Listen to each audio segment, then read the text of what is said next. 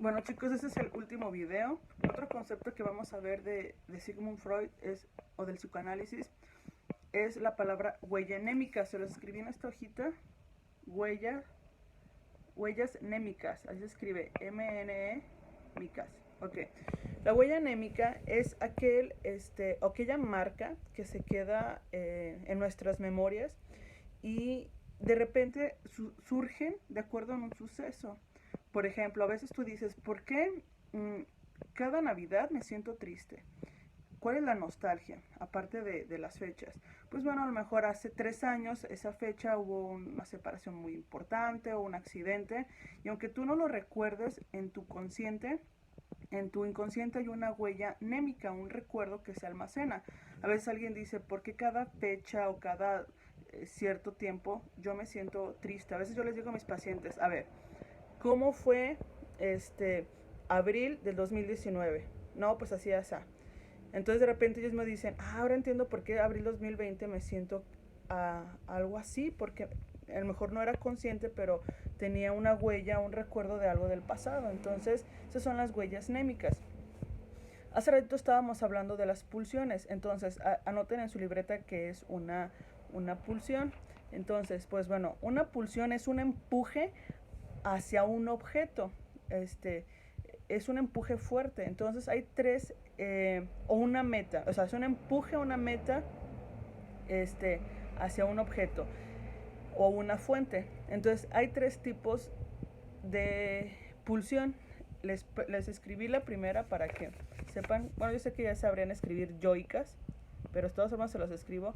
Esta es la primer pulsión, la pulsión yoicas, que son las que se encargan de conservar la vida, que también se conoce como la pulsión de vida. Hace rato les dije pulsión de vida y de muerte, pero vamos a verlo de esta manera para que los tengan en estos conceptos, que es el conservar la integridad, comer, dormir. La segunda pulsión es la pulsión sexual, ¿ok? Que es el amor, la tendencia del placer, la tendencia de buscar pareja. Y la última pulsión es la dual, que son entre la pulsión de vida y la pulsión de muerte. O sea, sí hago actividades del dormir, comer, que es lo que les decía, pero también de repente hago actividades o me pongo en conductas de riesgo, que es donde se pone la pulsión de muerte, es decir, que te la pasas de parranda y quizás a lo mejor horas de tarde de la noche, o sea, si dices, ay, tengo pulsión de vida porque solo con mis amigos me divierto, pero me alcoholizo y me arriesgo al regreso de casa. Entonces esa es la pulsión dual. Otro concepto importante que hay que reconocer en Freud son las estructuras de la personalidad, que es ello, yo y super yo. Esas yo creo que ya las tienen bien manejadas.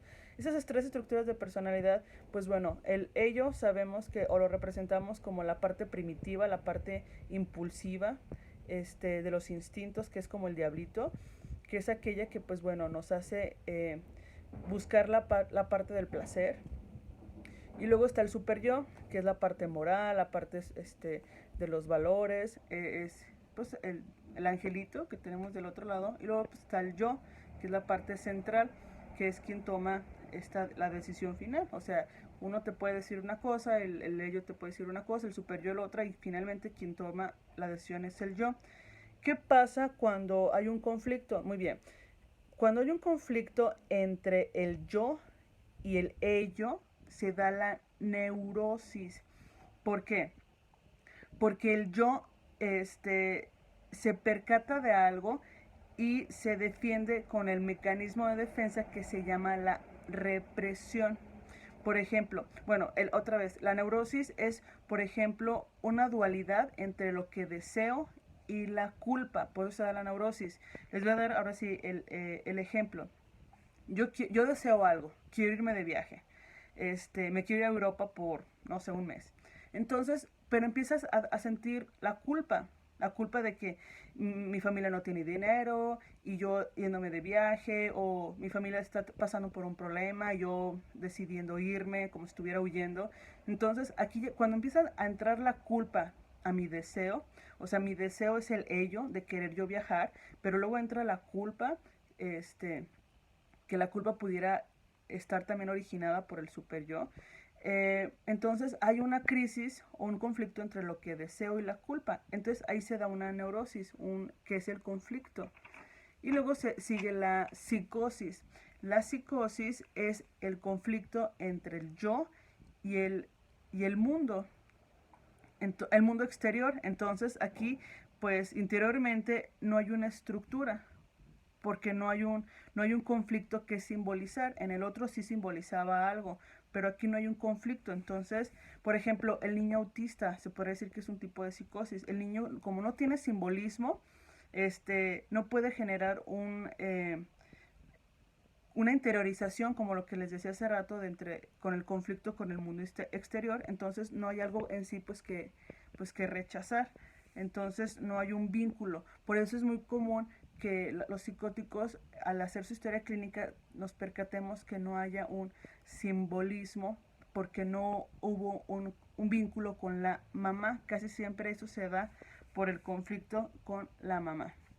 Y pues bueno, hasta aquí vamos a ver estos conceptos. Bueno, también es importante retomar lo que es la transferencia y la contratransferencia, que eso también viene en sus documentos. Entonces, pues bueno, la transferencia es todo aquello que yo hago, que yo manifiesto hacia la otra persona, todas mis emociones, que es muy común en la terapia.